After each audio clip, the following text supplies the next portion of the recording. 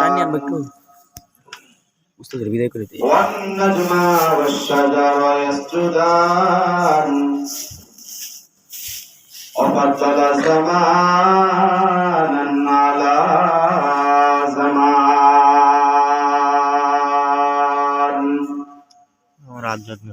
كما فضل مكانا على مكان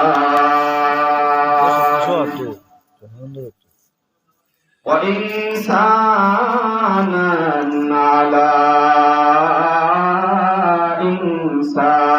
إنسان ونشهد أن لا إله إلا الله وحده لا شريك له وأشهد أن محمدا عبده ورسوله أرسل رسوله بالحق بشيرا ونذيرا وداعيا إلى الله بإذنه وسراجا منيرا أما بعد فأعوذ بالله من الشيطان الرجيم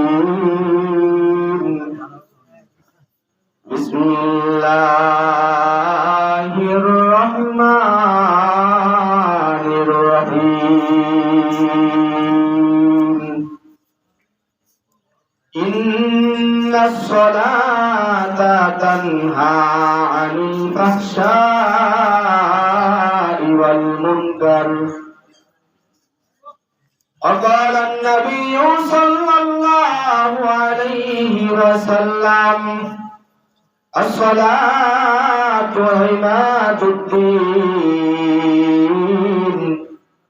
من أقامها فقد أقام الدين ومن هدمها فقد هدم الدين صدق الله العلي العظيم وصدق رسوله النبي الكريم ونحن على ذلك من الشاهدين والشاكرين والحمد لله رب العالمين تکبیر میں کلمہ میں نماز میں اذان میں تکبیر میں کلمہ میں نماز میں اذان میں آئے نام الہی سے ملا نام محمد آئے نام الہی سے ملا نام محمد الفت میں برابر کے وفا ہو کے صفا ہو الفت میں برابر کے وفا ہو کے صفا ہو ہر چیز میں لذت ہے اگر دل میں مزہ ہو ہر چیز میں لذت ہے اگر دل میں مزہ ہو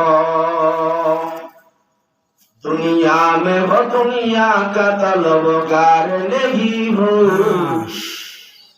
دنیا میں ہو دنیا کا طلبگار نہیں ہو بازار سے روزر ہو کوئی تار نہیں ہو بازار سے روزر ہو کوئی تار نہیں ہو آئے بندہ خدا چاہو کر ان کا ملاقات آئے بندہ خدا چاہو کر ان کا ملاقات جلدی سے بیٹھے سنو حضرت کی نصیحت جلدی سے بیٹھے سنو حضرت کی نصیحت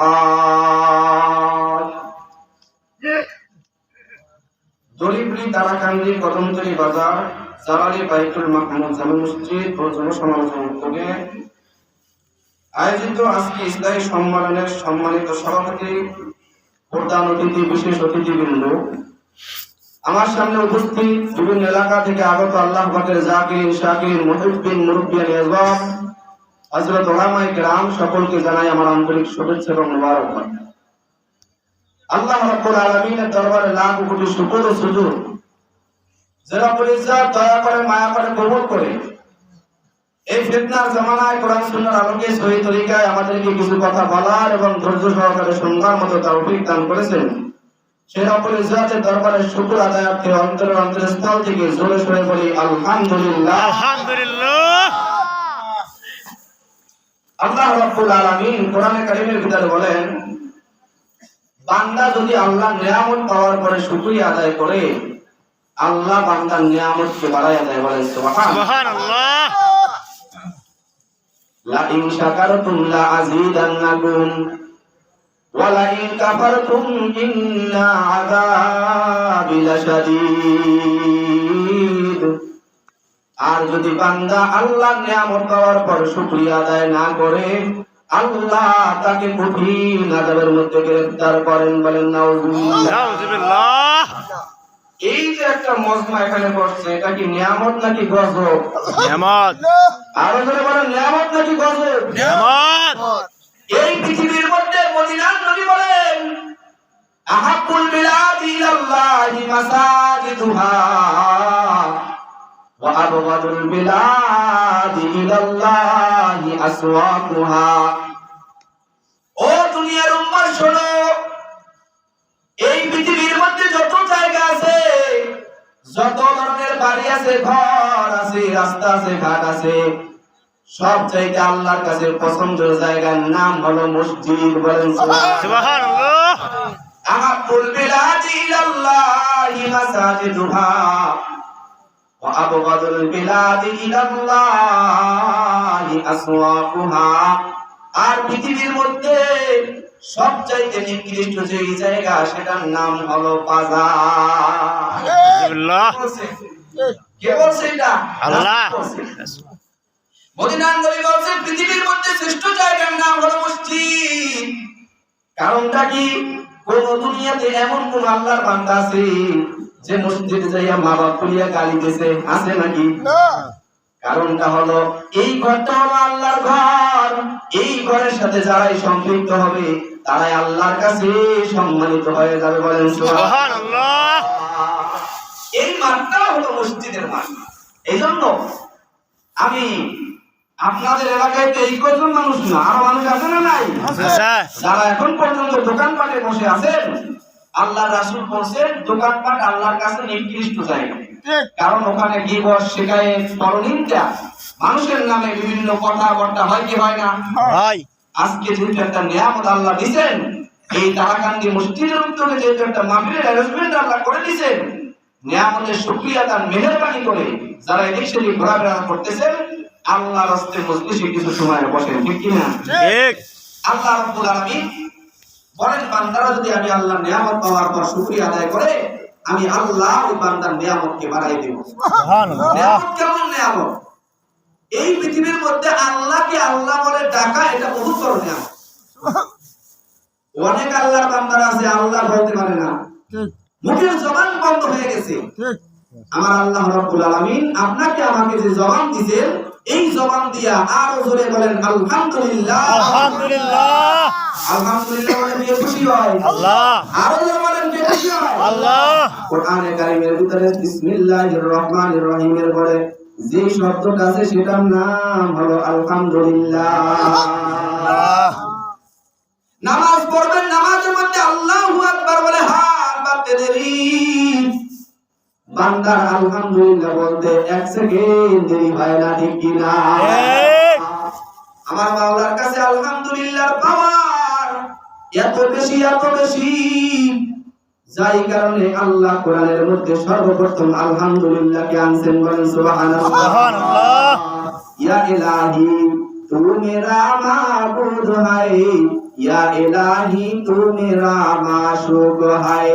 আল্লাহ আল্লাহ क्या मुबारक नाम है अल्लाह अल्लाह आशिकों का काम है আল্লাহ নামে মজা আছে না না আছে এ দুনিয়ার মুসলমান ও তারাকান্দির মুসলমান খেয়াল করে শুনবেন এই পৃথিবীর মধ্যে আমার আল্লাহ আপনাকে আমাকে এমনিতেই দুনিয়ার মধ্যে পাঠায় নাই আল্লাহ রাব্বুল আলামিন কোরআনের মধ্যে বলে দিবেন ওমা খালাকাতুল জিন্না ওয়াল ইনসা ইল্লা লিয়াবুদুন ও বৃদ্ধ বাবাজি ও যুবক ভাই ও পর্দার অন্তরালের মা আমার আল্লাহ বলে বান্দা সবাইকে আমি বানাইছি আমার ইবাদত করার জন্য বলেন সুবহানাল্লাহ সুবহানাল্লাহ আল্লাহ রাব্বুল আলামিন ইবাদত করার জন্য আমাদেরকে বানাইছেন আল্লাহর কাছে সবচাইতে পছন্দের যে ইবাদত সেটার নাম হলো নামাজ আল্লাহ রাব্বুল আলামিন পাঁচটা ইসলামের ভিত্তি রাখছেন এক নম্বরে কালেমা দুই নম্বরে নামাজ তিন নম্বরে রোজা চার নম্বরে হজ পাঁচ নম্বরে যাকাত ঠিক কি না ঠিক। ভুল বলছি না অনেক আল্লাহর বান্দারা আছে পাঁচটা ভিত্তির নাম বলতে পারে না আছে না নাই আছে অনেক আল্লাহর বান্দারা আছে নামাজটা কয় ওয়াক্ত পড়তে হয় সেটাও জানে না ঠিক কি না ঠিক। আমার আল্লাহ বলে বান্দারে তুই যখন প্রথমে লা ইলাহা ইল্লাল্লাহ মুহাম্মাদুর রাসূলুল্লাহ বললি তোর উপর আমি আল্লাহ নামাজকে ফরজ করিয়া দিলাম তুই নামাজ ঠিক মতো আদায় কর রে হ্যাঁ তোমরা আস্তে রহ আমি আল্লাহ তোর গুনাহগুলোকে মাফ করে আরে দেব বল কিছু না বান্দা যদি আল্লাহর হুকুম মানে আল্লাহর মহব্বত নিয়ে নামাজ আদায় করে আল্লাহর ভালোবাসা নিয়ে নামাজ পড়ে ওই বান্দার নামাজের বরকতে আমার আল্লাহ ওই বান্দার জিন্দেগীর तमाम গুনাহগুলোকে maaf করে দিবেন বলেন সুবহানাল্লাহ দিন থাকিতে লা ইলাহা ইল্লাল্লাহ বলো ভাই দিন থাকিতে লা ইলাহা ইল্লাল্লাহ বলো ভাই মাইকে তো আওয়াজ নাই দিন থাকিতে লা ইলাহা ইল্লাল্লাহ বলো ভাই বলো লা ইলাহা ইল্লাল্লাহ লা ইলাহা ইল্লাল্লাহ লা ইলাহা ইল্লাল্লাহ লা ইলাহা ইল্লাল্লাহ লা ইলাহা ইল্লাল্লাহ লা ইলাহা ইল্লাল্লাহ লা ইলাহা ইল্লাল্লাহ আয়াতে মুওয়াতরিজি কি তোলা যার হাতে মন একেবারে তুই তার কথাটা ভাবিসিলে কখন আসবে যেদিন দুঃখের রাতি এ নাম হবে সঙ্গের সাথী আসবে যেদিন দুঃখের রাতি এ নাম হবে সঙ্গের সাথী এ নাম বিনে দুনিয়াতে এ নাম বিনে আখিরাতে শান্তি কোথাও নাই দিন থাকিতে লা ইলাহা ইল্লাল্লাহ বলো ভাই বলো লা ইলাহা ইল্লাল্লাহ লা ইলাহা ইল্লাল্লাহ লা ইলাহা ইল্লাল্লাহ লা ইলাহা ইল্লাল্লাহ লা ইলাহা ইল্লাল্লাহ লা ইলাহা ইল্লাল্লাহ লা ইলাহা ইল্লাল্লাহ لا إله إلا الله لا إله إلا الله لا إله إلا الله لا إله إلا الله لا إله إلا الله لا إله إلا الله محمد رسول الله صلى الله عليه وسلم এই জিকিরে মজা আছে না নাই আছে। এই মজা হয় না আছে গান আছে নারায়ণ তাকবীর আল্লাহু আকবার নারায়ণ তাকবীর আল্লাহু আকবার যারা এই মজলিসে নাই তারা কি এই মজাটা পাইছে না আল্লাহ রাব্বুল আলামিন বলে বান্দারে ইয়া আইয়ুহাল্লাযীনা আমানু কুল্লাহা যিকরান কাসীরা ও বান্দারা বেশি বেশি আমি আল্লাহর জিকির করো আমি আল্লাহর জিকির করলে কি হবে জানেননি মদিনার নবী বলেন এই পৃথিবীর মধ্যে যত ধরনের যন্ত্রপাতি আছে সব যন্ত্রগুলোকে পরিষ্কার করার জন্য একটা জিনিস থাকে আপনার জামা ময়লা হয়ে গেছে এই জামাটাকে পরিষ্কার করার জন্য সার্ফ এক্সেলের ব্যবস্থা আছে না নাই? আপনার মসজিদ পরিষ্কার নাই, অপরিষ্কার হয়ে গেছে, ঝাড়ু দিয়ে মসজিদটাকে পরিষ্কার করে নিলেন, আপনার টুপিটা ময়লা হয়ে গেছে, সাবান দিয়া ধুইয়া টুপিটাকে পরিষ্কার করিয়া ফেললেন। বান্দার গুনাহ করতে করতে কলবটাও নাপাক হয়ে যায়। মদিনার নবী বলে, ও উম্মতরা শোনো, যেই বান্দার দিলটা অন্তরটা গুনাহ করতে করতে করতে করতে নাপাক আর গুনাহগার হয়ে গেছে, ওই বান্দা যদি আমি আল্লাহর বেশি বেশি জিকির করে, ওই বান্দার জিকিরের বরকতে আমার আল্লাহ ওই বান্দার কলবের সব জঙ্গলকে দূর করে দেয়। বলেন সুবহানাল্লাহ। আল্লাহর জিকির করলে দিলের কলব থেকে সব জন দূর হয়ে যায়। সুবহানাল্লাহ। জিকির করার দ্বারা দেখবেন যারা বেশি জিকির করে আল্লাহর কথা শুনতে দেরি চোখের মধ্যে পানি আসে। তিনি ভাইরা ঠিক কিনা? যাদের দিলের মধ্যে আল্লাহর মহব্বত আছে, যাদের দিলের মধ্যে আল্লাহর ভালোবাসা আছে, ওই বান্দারা আল্লাহর জিকির করলে, আল্লাহর নাম শুনলে দিলের ভিতরে নাড়া যায়। আল্লাহর মহব্বত শোনার সাথে সাথে ওই বান্দার চোখের মধ্যে পানি টলমল করে। ও দুনিয়ার মুসলমান, আল্লাহর গোলাম, মদিনার নবী কেমন ভাবে উম্মতের জন্য কাঁদছে জানেন? মদিনার নবী উম্মতের জন্য এখন পর্যন্ত কান্দে। কেমন নবী আমরা পাইলাম, যেই নবীর উম্মত হওয়ার কারণে আমার আল্লাহ আপনাকে আমাকে এত সম্মান দান করেছেন। মুসা আলাইহিস সালাতু ওয়াস সালামের জামানায়, ঈসা আলাইহিস সালাতু ওয়াস সালামের জামানায় নামাজ পড়ার জন্য সব জায়গা উন্মুক্ত ছিল না রে মুমিন। কিন্তু মুহাম্মদ নবীর জামানায়, মুহাম্মদ সাল্লাল্লাহু আলাইহি ওয়াসাল্লামের জামানায় পুরো পৃথিবীটাকে আল্লাহ নামাজের জায়গা বানাই দিয়েছে। বলেন সুবহানাল্লাহ। জায়গায় বসে নামাজ পড়বা রে মুমিন, আমার আল্লাহ সেই জায়গায় নামাজটাই কবুল করে নেবে। সুবহানাল্লাহ। আমি আপনাদের সামনে কোরআনে কারীম থেকে যে আয়াত তেলাওয়াত করছি সেটা নামাজ নিয়ে। আল্লাহ রাব্বুল আলামিন বলেন, হে বান্দারা, যারা নামাজ পড়ো, নামাজ তোমাকে অশ্লীল কাজ কর্ম থেকে বিরত রাখবে।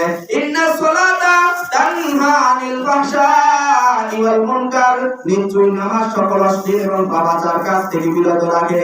ঠিক কি না? ঠিক। কিন্তু আমরা নামাজ পড়ি, চুরি করি, আছে না নাই? নামাজ পড়ে সুদ খায়, আছে না নাই?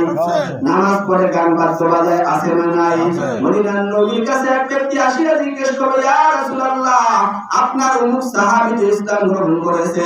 আল্লাহ রাসূল সাল্লাল্লাহু আলাইহি ওয়াসাল্লামের কাছে বলে, ও নবীজি, আপনার ওই সাহাবী তো ইসলাম গ্রহণ করেছে, তারপরে তো ওই সাহাবী দেখা যায় গুনাহ করে, গান বাদ্য শুনে, সুদ ঘুষ খায়। ও রাসূল, নামাজ নাকি পাপ কর্ম থেকে বিরত রাখে, ওই সাহাবী তো তারপরে গুনাহ করে। মদিনার নবী বলেন, না না, সব নামাজি নামাজ নাকি পাপ থেকে বিরত রাখবে না। যেই নামাজি আল্লাহর মহব্বত নিয়ে, আল্লাহকে দেখানোর জন্য, আল্লাহর ভালোবাসা নিয়ে নামাজ পড়বে, ওই বান্দার নামাজই তাকে গুনাহ থেকে বাঁচাইয়া রাখবে। ঠিক কি? সুবহানাল্লাহ। বাবা কথা বলতে পারি না, মাইক কোনো আওয়াজ নেই। ঠিক। এবারে মেনটা যে তোমার মেন গুণ দাও। নামাজ হলো এত একটা বড় বিধান। মদিনার নবী বলেন, as-salatu ইমামুদ্দিন। নামাজ হলো মাইকটা কেটে দিন। সুবহানাল্লাহ। কামাইলার দিছে। আমাদের একটু কথা বলবেন। হ্যাঁ, ঠিক আছে, বলেন। নামাজ হলো দিনের খুঁটি। একটা মসজিদ বানানোর জন্য কতগুলো পিলার দেওয়া আছে, কতগুলো খাম্বা দেওয়া আছে। ঠিক না? ঠিক। এই খাম্বা একটা যদি ভাঙিয়ে যায়, একজন আসে বলবে, হায় হায়, মসজিদটা হল নাজুক হয়ে গেছে, ছাদটা মনে হয় ভেঙে পড়বে, কারণ একটা পিলার নাই। এটা বলবে কি বলবে না? ও দুনিয়ার মুসলমান, ঘরের একটা খুঁটি নষ্ট হয়ে গেলে সেটা বলো ঘরের ছাদটা ভাঙিয়ে পড়বে। মসজিদের একটা পিলার ভাঙিয়ে গেলে সেটা বলো মসজিদের ছাদ নষ্ট হয়ে যাবে। কিন্তু তোমার মধ্যে আল্লাহ যে 5টা বিধান দিল, 5টা যে তোমার উপর ভিত্তি দিল, কালেমা, নামাজ, রোজা, হজ, যাকাত, তুমি যে নামাজ নামের ভিত্তিটা তোমার থেকে ভাঙিয়ে যাইতেছে, তুমি কি মনে করেছো ওই কবরে যাওয়ার পর তুমি জান্নাতের বাগিচায় যাইবা? না না, তোমার যেমন ঘরের খুঁটি ভাঙিয়ে যাওয়ার কারণে ঘরের চাল ভাঙিয়ে মাথার উপর পড়ছে, ওই কবরে যাওয়ার পর নামাজ ঠিক না থাকলে ওই দুই পাশের কবরের মাটি তোমার জোরে জোরে চাপ দিবে। ঠিক কিনা? কারণটা কি? দেখবে তোমার উপরের যে খুঁটি সেটাই তোমার মধ্যে নাই।